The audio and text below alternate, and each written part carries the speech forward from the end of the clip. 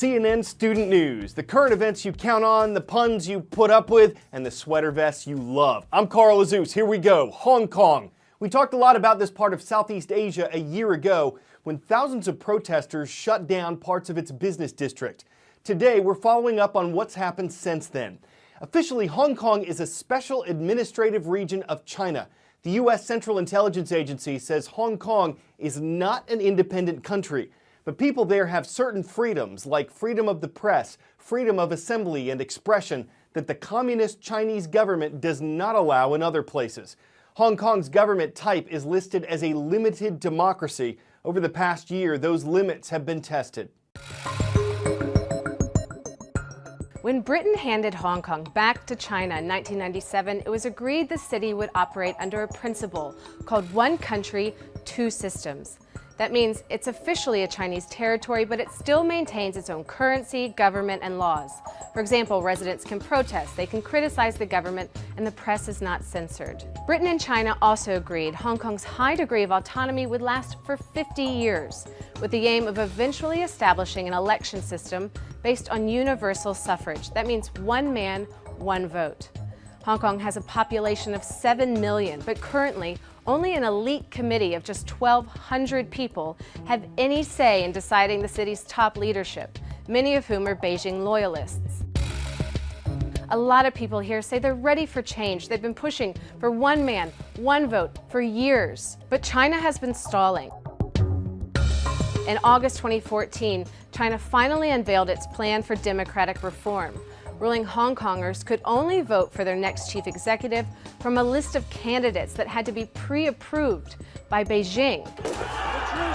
That sparked widespread outrage, fueling Hong Kong's Occupy or Umbrella movement, a mostly student-led protest against the Beijing plan. Thousands of people filled the streets for months, pitching tents, shutting off key parts of the city, creating works of art, all in the name of democracy. It was unlike anything the city has ever seen before. Hong Kong lawmakers later voted down Beijing's proposal, with some saying they would never accept a, quote, fake democracy. So what happens next? For now, the status quo remains with no clear plan forward. The only thing certain in Hong Kong's future is a return to full Chinese control in 2047. Students at the University of Mississippi in Oxford, also known as Ole Miss, are having a vote this afternoon. They'll be deciding whether or not to remove the Mississippi state flag from campus. Its design features the Confederate battle flag, which represented Confederate states during the U.S. Civil War. In recent decades, there's been a lot of controversy over the Confederate flag. A number of groups in the South have pushed for its removal from public buildings and state capitals. They see it as a symbol of racism. This summer, South Carolina's government voted to remove the Confederate battle flag from its capital after a racially motivated shooting in the state. Yesterday, Greene County, Tennessee was considering raising the flag over its courthouse. Supporters see it as a symbol of wartime sacrifice, history, and Southern heritage. Several U.S. states, including Mississippi, still maintain some form of Confederate design in their state flags. In the charming southern city of Oxford, Mississippi, relics of the Confederacy are pervasive. This week, the University of Mississippi Associated Student Body Senate will vote on a resolution to try and remove one of those symbols, the Mississippi state flag. The explanation of why lies largely in the past. 20-year-old sophomore Senator Alan Kuhn introduced the proposal to take down the flag.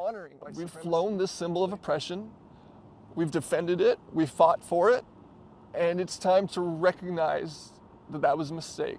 Over the years, Dr. Jennifer Stolman with the Winter Institute for Racial Reconciliation has chronicled the complex on-campus history. They're creating the best and most inclusive campus that they can, and they're navigating some old narratives with new expectations. Last year, a spasm of race-related episodes jogged painful memories here on campus, including a noose that was hung from the statue of James Meredith. He's the first black student to attend the university here, desegregating it in 1962. Even still, at least one student senator says there's more to be proud of here than not, which is why he's opposing the resolution to bring down the Mississippi state flag.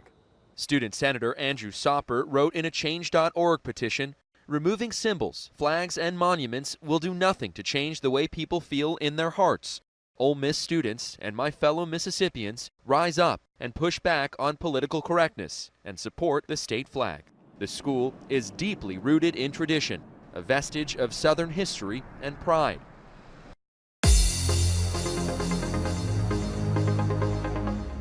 It's not Instagram, it's not Twitter, it's not Facebook, it's CNNStudentNews.com, where our producers look for roll call requests. We got one yesterday from Chengdu, China. It's in the central part of the world's most populous country, and it's where you'll find Chengdu International School. Falcon Ridge Middle School is next. The Falcons are flying over Apple Valley, Minnesota. And rounding out our roll, American Christian Academy in Tuscaloosa, Alabama, we're saluting the Patriots.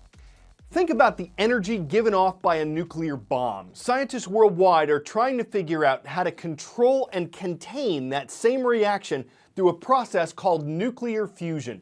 It could yield clean energy with no pollution. It could bring power to the world at a relatively low cost, but it's very hard to do.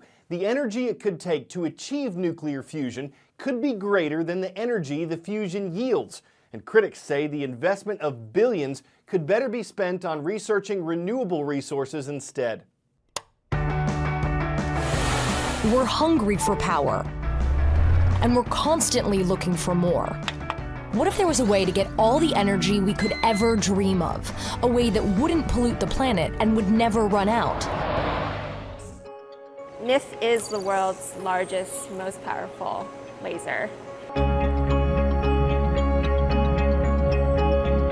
My role here at the NIF is to lead and execute experiments primarily in pursuit of achieving thermonuclear ignition, fusion.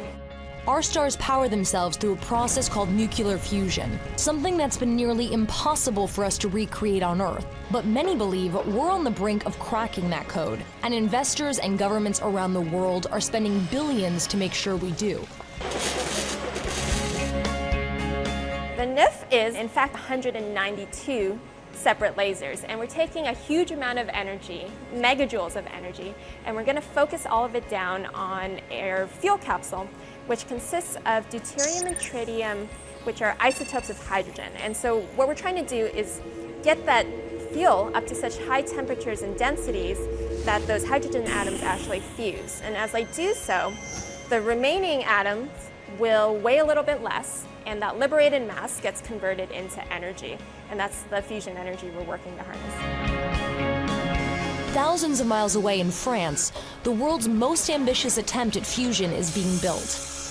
This is ITER, a multinational project to make fusion a reality. Construction should be completed by 2020, with a price tag of an estimated $20 billion. Unlike NIF, which is experimenting with lasers and X-rays to achieve a fusion reaction, ITER will use something called a tokamak to activate hydrogen isotopes with powerful magnetic fields, electricity, and extreme heat to try and achieve fusion. The reaction could reach temperatures 10 times greater than the sun's core. We get a good portion of our energy on Earth from the sun. It is the lifeblood of humankind and everything living on Earth. So if we can harness that within the laboratory, if we can figure out how to make this a viable energy source, that's huge.